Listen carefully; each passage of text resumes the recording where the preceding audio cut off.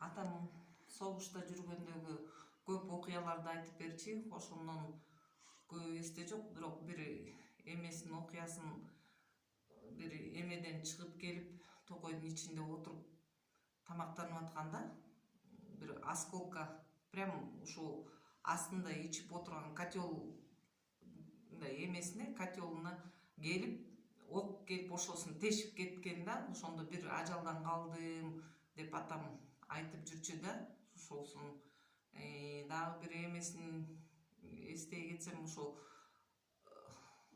разведкага жиберип, 3 кишини разведкага жиберип, бир немисти кармап келишкен да. Ошондо ошо немисти алып келатып, жарадар болуп, жанагы ушул чыканактын өйдө жагынан атылыптыр. Ошол ок кабыргасын тешип, ошо кабырга менен эки кабырганын ортосуна калган, ушусун айтчы да.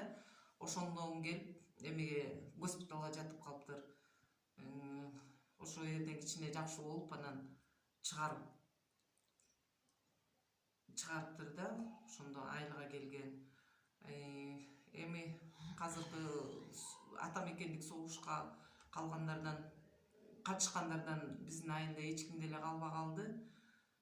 Ошо айылдын жаштардын демилгеси боюнча согуштан кийин кайтып келип айылдан кайтыш болгондорго өзүнчө эстелик тургузулган. Ошол эле согуш убагында кайтыш болгондордун жанына, согуш убагында кайтыш болгондордун эстелигин жанына ушуларды эметкен. Өткөн жылы 74 жылдыгына карата ачылышы болуп, ошосун кадимкидей парад сыяктуу кылып, митинг кылып, ошо ачылышын кылганбыз. Не десек, атам ушул балдарын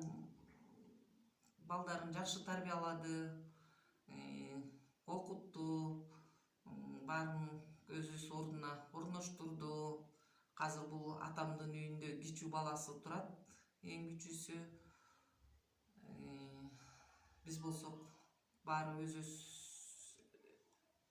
турмуштарын куруп, ар кайсы областтарда, райондордо. Эми айылдагысы мен, ушу иним, бул эжекем үчөөбүз.